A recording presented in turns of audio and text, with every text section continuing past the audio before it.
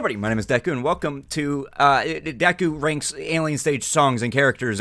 Say hi to chat, and chat say hi to YouTube.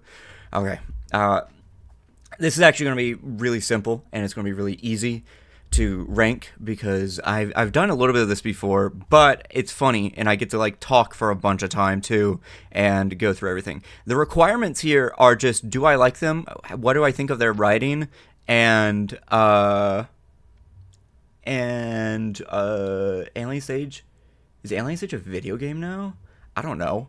No, well, NPCs is, okay, well, if you don't know, NPC is it's a colloquial slang term that means, like, background person, or, like, somebody who's not really important to the big picture of things. Oh, yes. Okay, so the requirements are, do I like them? How good is their writing? And my personal taste with them, and everything along those lines, and just a few other things. This isn't going to be, it's not going to be like morality or anything along those lines, but it is also going to be judging them based on the narrative and other things along those lines. And also their songs too, but the songs will come here in a second after this. So let's start off with, isn't this guy's fucking name Acorn? Is it Acorn? I think it's Acorn, right?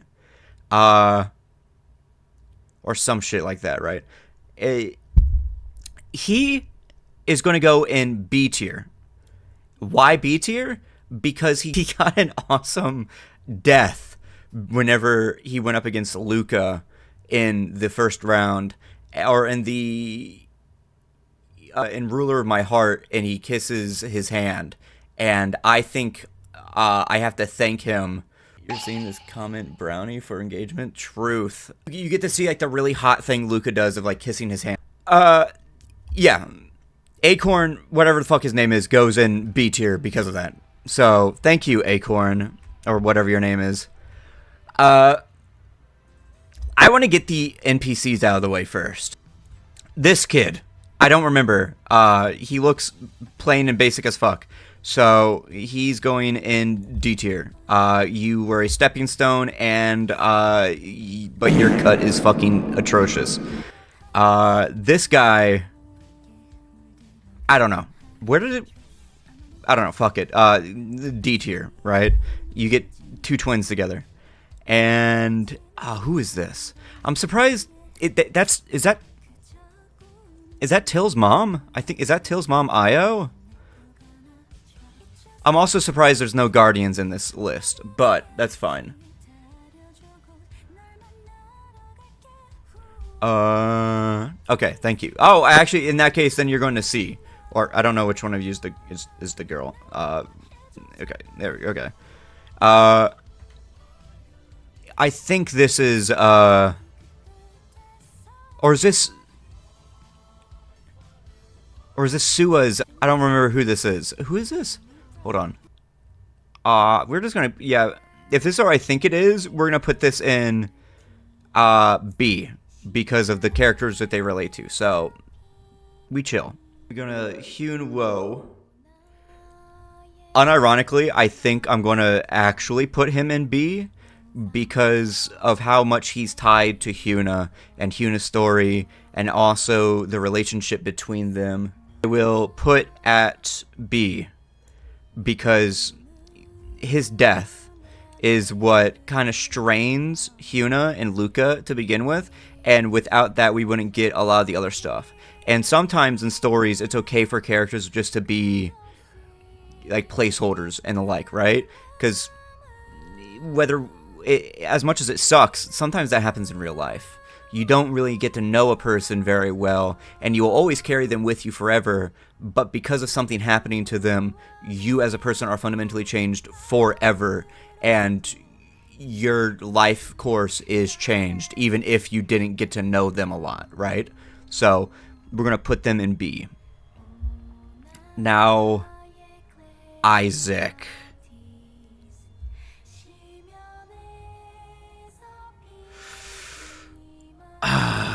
He did get shot by Mizi. And he did also shoot Hyuna, I think, right? God, he just was shooting a lot from like Weege to Karma. I don't know. I want to say B because he doesn't have a lot of substance to him. And with the comics, and I think that's nice. And I find that interesting, right? See, with them and Hyuna from All In, not All In, is it All In? I forget what. And that is the one that really shows like kind of like their relationship, especially as they're going into alien stage, breaking in and everything. Practicing Second Amendment rights, truth, nuke. Oh my god, I'm gonna cream hearing the song in the background. I want to put him at B. He's very much a supporting character. Yes, he's important to the overall lore, but in terms of the actual narrative and what we know about him beyond that, there's going to be fans of him. People are going to stan him. People are going to be like, oh, he's my favorite. How could you do this? 1, I don't give a fuck. 2, make your own tier list then. So B. Dewey. I low-key, as a joke, want to put him in A because I think he's hot. I think he's awesome, and I wish that he would have gotten more screen time than what we did. But he's crazy, and in the like background like comics, like the funny gag comics that we see with him and Isaac and Hyuna, those two are very close to her. But compared to Isaac, he had fucking nothing going for him. But he had more than Ivan's opponent. Put him in S. No, stay brave. But I want to go about this a little bit more seriously. All right. Round 2 is now playing. Let's start with let's go from left to right. Luca is my favorite character in Alien Stage. Tied with Mizi. I love Luca. It is an easy S tier. But I want to explain why it's an easy S tier. Everything about him is so fucking cool to me. And I do think that as Alien Stage went on, his characterization was a little bit muddied here and there, especially like in promotional material, right? You always see him as very like aloof and like oblivious and shit, very soft features, despite the fact that initial Luca was not like that at all. He did not look like twinkified, right? He looked very kind of strong and tall in posture, but lean. Lean and mean is the best way to describe early Luca, and that's the version of him I really like, and the version we see throughout all of Alien Stage outside of promotional material. The symbolism of like him as a moon and as this like guy who is almost very oppressive and choking of people, which is quite literal whenever it comes to being choked by Mizi, as he was metaphorically choking her. The parallels between him and Hyuna, but also then the rest of the cast too, where you can kind of see everything going on. I love. He is so well written. And there's a lot of nuance, too, because there's so much we know about him, right?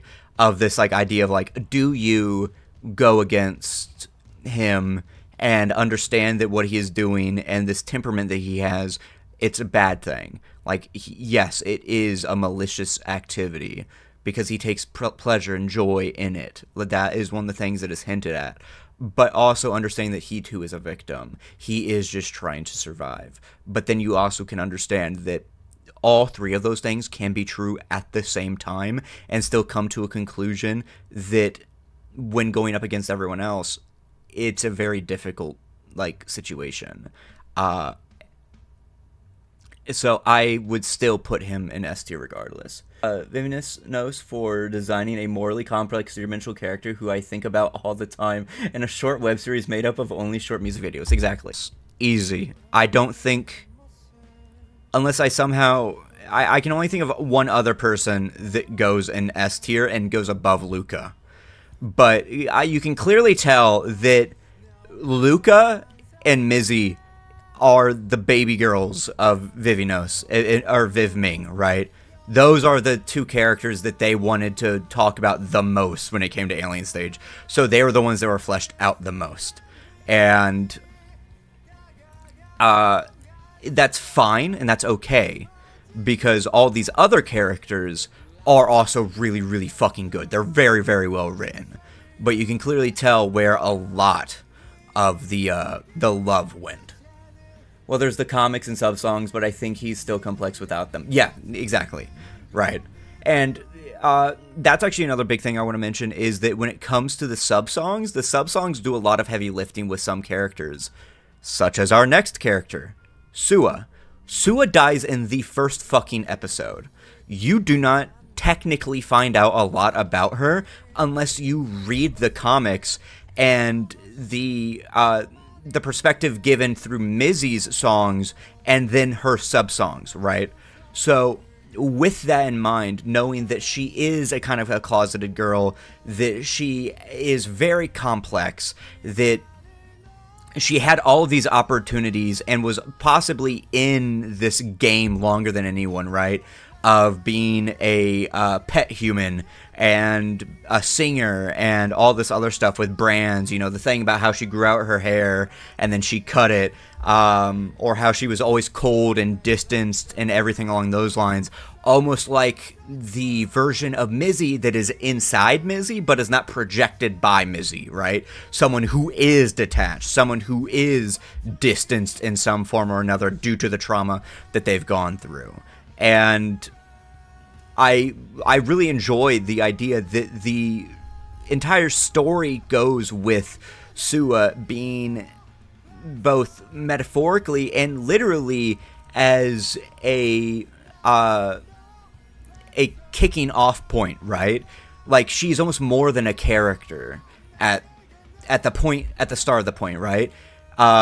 She is more of an, and I mean this in the best way possible, and this isn't like to demean in any way, shape, or form, but to establish what is going on with her character on top of the depth that she already has. She is treated like an extension of Mizi, almost like an object, and almost like this thing that just kind of started everything else. And it feels like that's purposeful. It feels like that's what her character was meant for, and they understand that and then gave her depth because of that to make that idea even more potent. That this person who we see die immediately now has retroactive complexity and depth throughout the rest of the entire series, despite still being essentially treated as a thing to reach out to or a thing that is an event that is used in these character stories. So, I'm going to go to A tier. My God, okay. Yeah, characters that haunt the narrative, and that is the best fucking way to describe Sua, is she haunts the narrative. And that is her point, and what I mean by calling her an object is because her herself does not, nor do her actions, but the presence that she left behind, the Shua-shaped hole left behind in many of these characters, is what caused everything that happened in the first place. Anyway, Mizi. Mizi, I love you. I love you. I personally think that Ruler, My Heart is your best design. I think you look fucking amazing there. I actually really like the Mizi where her face looks very sharp and angular as opposed to soft and round, from like Karma. Insert that clip of me fucking screaming, "Oh, fuck!"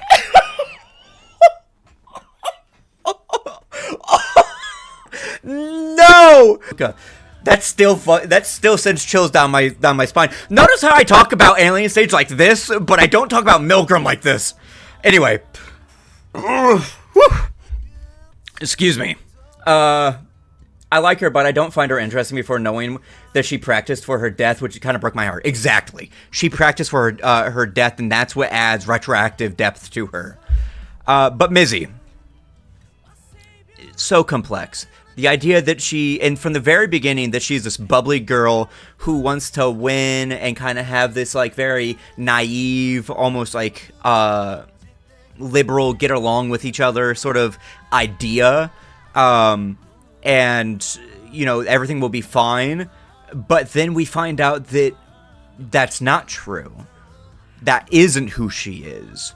She is putting on a mask, and that deep down, she is almost, the best way to describe it is vindictive, but not malicious. You see this whenever she goes straight for Luca's throat, which is playing right now, that we see the complexities that are really shining through. This girl who seemed kind of just to be like this, almost like bubbly, potentially some might even interpret as airhead, turns out to be somebody who has understood what her life means from the very beginning and has kind of formatted everything around it. And if it wasn't for somebody like Sua in her life, who she was actually able to deeply connect to but still have a very strained relationship to, she might have turned out very different. That's why Mizi and Luca are the perfect like parallel pairing together, right? And not in like the ship way, but in a way of like, these are two characters that are the same side of the same coin, but also opposites of that same coin at the same time, right? And it just, there's so much to her. And then the decision that she makes of destroying the rocket and causing like this like liberation of so many children, and asking this morally complex question of, is what she did right? Was it selfish? Did it do anything? Or was it purely something that she did for the sake of herself to feel better? To like kill herself, right? Because you could absolutely interpret it as an idea that Mizi destroyed the rocket and sabotaged everything just to kill herself. And anything else to happen after that was purely second chance and or secondary consequences that she did not intend or even think about. But there is also the idea that with the way that karma is framed, especially as it being her video,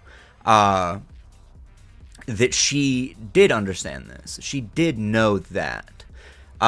That's why she constantly like flashes back to Sua and then thinks back through Alien Stage and all these other things. And that, yes, there is this sadness within her that is causing her to do this very drastic decision. But I also do feel like that there is that informed decision within her of understanding that if I do this, it may prevent more people from suffering like I did, but is also a lash out against the world that is selfishly informed at the same time. I think all of those can be true at the same time, and still understanding that I don't think she did anything wrong. Fuck them aliens, bro. Fuck them aliens. And also everything like with her being like the witch and everything, and like still like becoming like what Sua was, and like haunting the narrative once she's gone, and like 5 more like comics or whatever after Karma comes out, and like with Till and everything along those lines. I really enjoy it, and the way that clearly she haunts the world now more than the narrative, I think is really, really interesting. Almost like she made a self-sacrifice to take the blame in a way, so that the rest of the resistance didn't need to. But there is also the idea that she did what Hyuna would never be able to, because Hyuna always felt like she never had the full capabilities of actually following through with shit. So, Mizi, you are going in S tier. I don't know which one. I don't know which way to put them. Oh my god, I don't know. Fuck. Obviously she's not going to go to A, but I don't know who I like more, Luca or Mizi. I think I want to say Mizi because of the of the thirst, right? But also, like, man, they're so tied that they could go in either place. So I'm just going to keep them right there because I will be moving characters around. So Hyuna. Hyuna is interesting because she's established as this fiery, kind of brash, extroverted woman who is like almost steals the show in a way whenever she shows up, right? And from a writing perspective, understanding everything that we know about Hyuna, there's a lot going on. There's a lot going on. But in terms of pure like on-screen stuff going on, I would actually say after her first introduction, she kind of falls behind a little bit. Not even like fall flat, but she does like lag behind a little bit, right? Because it's almost like she immediately, when I'm like thinking back through everything, we see her do a lot of cool shit, but then like Mizi takes center stage, and then Weesh happens, right? And this is not to say that she's like boring or anything like that. She's not. I think everything with the trauma of her having escaped alien stage at the cost of her leg, and then being like this like bounty hunter or like resistance guy in on Earth or wherever it was, and then being like this leader of the resistance and everything, and then the moral complexities that she has about how there's clearly, it's established that she could possibly do more with the resistance, right? But she doesn't. It's almost like she allows it to stagnate in a little bit, right? She allows it to go the distance and then kind of pull back a little bit, right? And I think that that's what's really held her back as a person, but not as a character. Because as that aspect of her character, holy shit, fucking Hyuna Pitts in my face looking over, is this very complex idea of not morally good, like, attempt at revolutionary, right? But also being very nuanced, and I really like that. And I also think that despite the fact that as an adult we don't see a lot of her in the videos as much as like other characters, it's the flashbacks that we get of her and how they tie to Luca that becomes the through line of really influencing her character and everything that goes on and why she acts the ways that she does, right? Because she is, the best thing about Alien Stage characters is they all kind of reflect each other in some way, shape, or form. And Hyuna reflects Mizi, both because they were together for a while in the songs and stuff, but also in the fact that Hyuna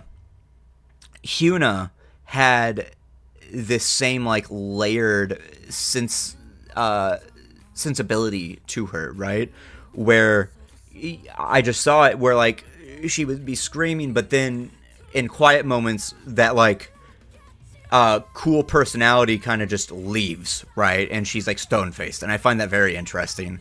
And it kind of shows that in a way her and Luca aren't actually that different, but are also polar opposites, right? They're both doing whatever they can to survive, but Luca goes all the way with it. But then Hyuna falls short just a little bit. If she had taken after Luca just a little bit, maybe the resistance and rebels may have been a little bit more successful in her under her leadership, right? But that's what makes it so interesting and dynamic, and I really like that. Anyway, Hyuna, much like your A, you are going. Your name has an A sound. You're going at the top of A, above Sua. All right. Next is Till. I'm going to say something crazy, and say that, now this is intentional, obviously. Till didn't have a lot going for him for a while, up until it turned out that he was going to be the final person going up against Luca in round 7. And the reason why I feel that way is because I feel like through round 6, Till is almost posed similar to how Sua is in frame with Mizi, right? Almost as if this like thing to reach out to, right? And that's the way that these two's stories connect to each other, right? And how they reflect to each other. Because in a way, right, if it wasn't for Mizi being connected to Till by Till having a crush on her and looking up to her, Ivan Till and their relationship would almost seem like a completely separate thing going on, right? And you kind of see that whenever you watch the first few videos back to back to back, as I'm doing now, and then you get to round 6, and you're like, wow, it almost feels like they're separate in a way, but they're not, because all of this ties back together, and I really like that. Because Till becomes so much more interesting than this like kind of brash soft boy that a lot of people kind of paint him as from his round 2 intro, and then some of the stuff that we see with flashbacks in the comics and stuff, right? That version of Till actually interests me the least. Now, it is Till, and you know me. I scream and fucking roar about Till, right? Love the guy. But there's just that little bit that I think the fandom latches onto, and I'm like, I think Prime Till, the Till that we see in round 6, and then in round 7, is the Till that stands out the most. That is the one with the most substance and meat on the bone of terms of storytelling going on with him, right? This is after the kiss with Ivan on stage, and this is after him realizing everything going on with his like emotions and his trauma and his what some might even say as like closeted feelings, either in the homosexual way or just in the repressed way of not wanting to accept it, right? And I really enjoy that. There's just these layers to Till that I find really, really interesting. And as I'm talking and I'm remembering the version of Till that we see after, the picture here isn't really referencing, right? Because that's round 2. That's round 2 Till. I just find so good. And all the stuff going on about him, about how he's lashing out and how he wants to make a noise, but also that is then being like commodified by the Guardians. This resistance that he is doing, this rebellion that he is doing as a part of himself, is now being used as a cage to repress him further into himself, right? And I think that doesn't really come to fruition of a full like understanding for himself until after Ivan's death and after round 6 and everything going on there. And I find that just to be so interesting. Also, round 7 is the fucking GOAT. And of course, Till becoming like the leader of the resistance in a way, which then ties back into everything else, because in some ways, he was the worst treated, but in other ways, we didn't see a lot of that too, depending on how you look at some things. Which, I mean, I don't believe that we didn't see a lot of his trauma. I think we saw so fucking much of it, especially around 6.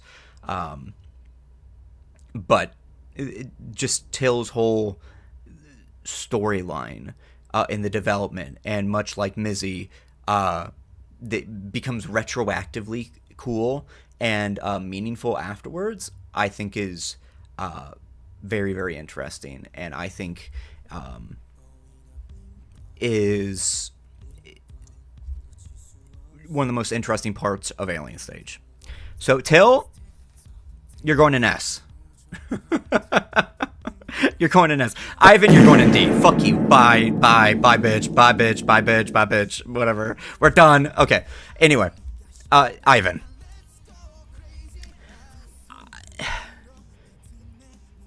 I'm trying to think. I'm like thinking about how, like I was kind of insinuating with Till, like a lack of depth.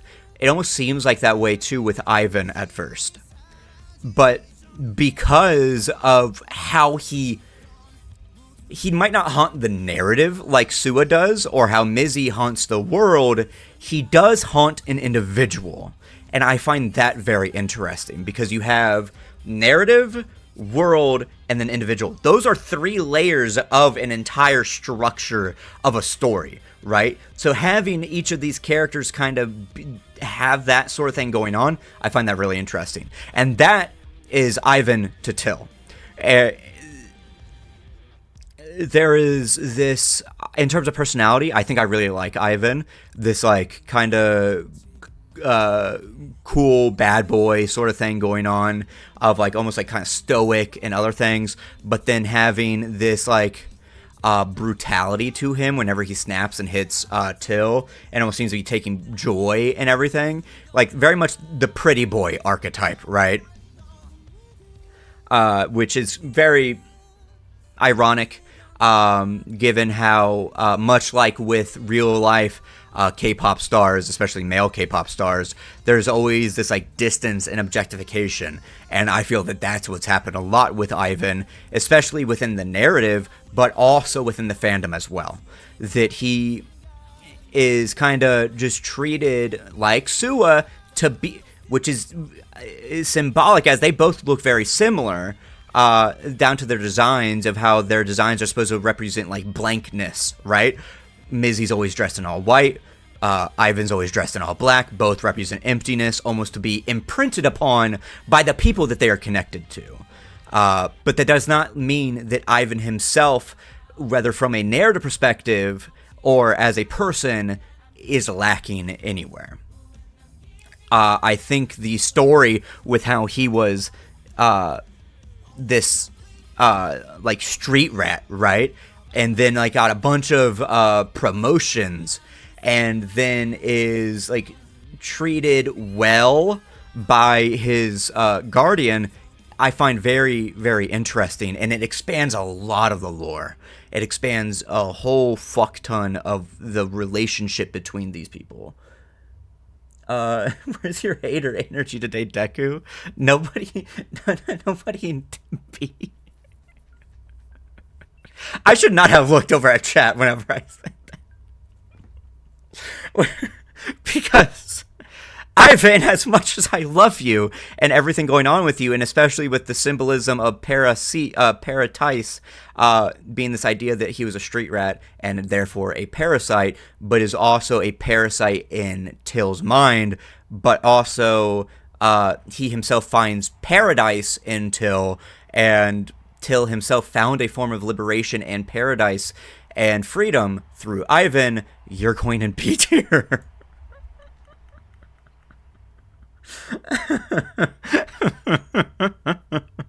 Look, I am being honest though, right? I don't piss people off because I think it's funny, even though I do. I piss people off because I'm being honest. I don't try and like hold back. So yes, Ivan is in B. I find him very interesting, but compared to Sua, his sister, I don't think he's as interesting. But compared to all these other fucking nobodies, it's like it's a wide margin. Yeah,